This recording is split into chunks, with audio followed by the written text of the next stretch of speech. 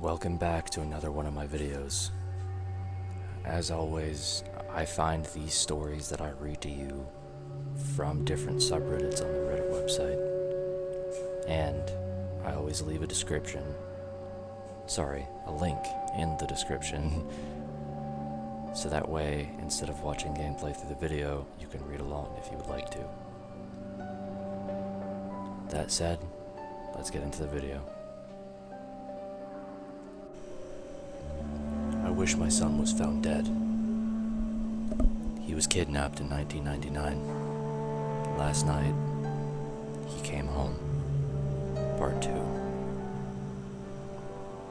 The body's reaction to fear caused by external source in the moment of crossing into unconsciousness is unparalleled. The slowing of the heart rate met with fight or flight, dropping by to gift you an adrenaline dump is a speedball that would make a seasoned chunky wary.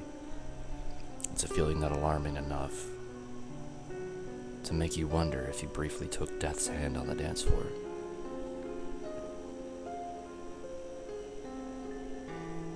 I've never been a go investigate the odd sound kind of guy. Waking up to the loud crash from downstairs and Levi suddenly missing from bed made me wonder just how badly a leg would break jumping from a second-story window. The second question was how fast and far could I run on it? The audience watching from my subconscious screamed and pleaded with me to run away as I walked down the hall to head downstairs. With each step I took down the staircase, I stopped to listen. Although I didn't hear anything, I was more concerned about Levi hearing me. His return felt like a wild animal was let loose in my house, something with unpredictable thoughts and movements. I've seen videos and pictures of parents reuniting with their lost children, videos full of hugs and tears of joy. It kills me that I cannot be one of them. Something about Levi made me want to watch him, study him. When I reached the bottom step, I peeked my head around the walls to scan the lower level. Nothing seemed to be out of place. I stepped down onto the floor, and outside the concealment of the stairway walls, I was committed. My teeth were going to crack at any moment under the pressure of my clenched jaw.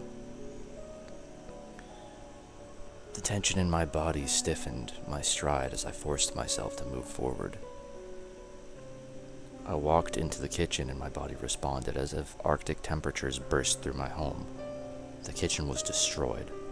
Every cabinet and drawer were wide open. Food was all over the floor, crystallized with broken glass. Standing in the middle of the chaos was Levi, mouth agape, panting heavily, and staring at the ceiling. "Levi?" I asked. The word coated my tongue with a thick layer of rust. It was the first word I said to him in 25 years. I wasn't sure if I liked the sound of it coming from my mouth. Levi was unresponsive, his gaze fixed to a single point on the ceiling. His chest violently quaked as the cadence of his panting escalated. Like father, like son, I was helpless. I traipsed through the field of glass and put my hands on Levi's shoulders. He was ice cold. I called his name, trying to snap him out of whatever was stealing his attention.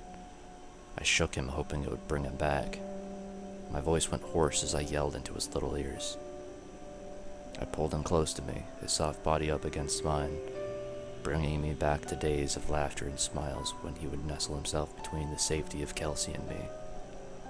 His dilated eyes went straight through me, staring at a great distance. Then the panting stopped. His pupils constricted and fixed onto mine. "Buddy," I said. He opened his mouth wide from somewhere deep inside him. The most horrific scream reverberated off the walls and burrowed into my ears. My kneecaps came unglued, and my body recoiled right before I momentarily lost all motor functions. I collapsed, crashing into the shards of glass scattered on the floor. The lacerations to my exposed skin served as a welcome distraction from Levi's mania. The pain dampened the sound. I lied on the floor, terror-stricken by Levi's screams. the shards of glass working deeper into my skin. With each scream Levi belted out, I moved 1 inch back, the drops of blood pooling underneath me assisting my glide.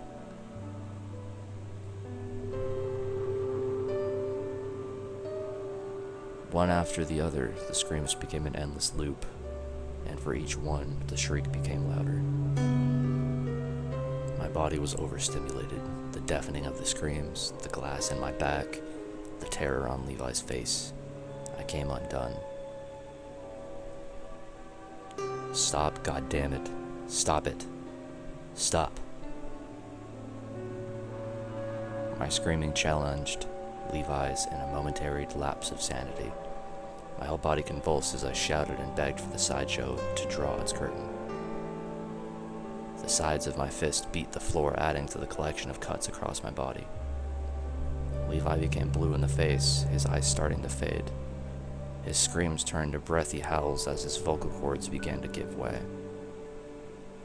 A wobble developed in his posture and Levi crashed onto the floor. I continued to lay on the floor for I didn't know how long. An emotional levy broke in my brain, and I burst into tears. I was hysterical. I'd always hoped Levi would return and continue adding blessing to my life, but from the moment he arrived, his presence had only compounded the nightmares surrounded by his disappearance. I was tired and my body was in a great deal of pain. I was breaking. I had no idea what to do, no course of action, nobody to call. It felt like the only options I had were to call the authorities, contact a doctor, or get a fucking priest over to the house. All I wanted was the best for Levi, and each one of those people would inevitably pick up the phone and open their mouths wide enough for reporters to start prying their unwanted noses back into my life. The circus would return to town and cast me as the main event with 24-hour media coverage, ruining my already ruined life. I didn't want to become the next Netflix special. Although Levi had come back into my life by way of miracle, I had never felt so alone. I had nobody I could trust and could turn to in my desperate need of help. I needed Kelsey. There was no way she would know what to do in this situation, but we could be lost together. We could figure everything out as a family again. Levi deserved to have Mommy and Daddy back in his life after being away for so long. I scooped Levi off the floor, placed him on the couch, and spent the next hour picking glass out of my arms and the parts of my back I could reach. During that time, I relentlessly called Kelsey, sent texts, and left voicemails. She didn't answer any of my calls. I wasn't ready to be a single father. I could see it in my mind. Kelsey, Levi, and me, sitting in front of the fireplace on Christmas Eve watching movies and sharing stories. Laughter at the dinner table. Kelsey and I, arms around each other, listening to Levi tell us about his day at school. It was beautiful. After so many years of living in a dark shadow cast by grief, I finally had something to look forward to. My cheeks, no longer used for carrying the weight of a smile, became sore by the small grin the thoughts provided. Kelsey lived 5 hours away. I needed to get to her. Levi laid stiff on the couch. It was going to be a long drive for him. The longest drive he had ever been on was the 1-a-month, 45-minute trek to his grandmother's, which always proved to be a grueling experience for him. My God, what she would have done to see her grandbaby just one more time. I went to Levi's room to pack up a light bag for the trip. If you liked that video, then like the video. If you're going to bed soon, sweet dreams. And if you have a full day ahead of you, I hope it goes well. Thank you for taking your time to spend on watching one of my videos on my channel, and I'll catch you in the next one. Ciao.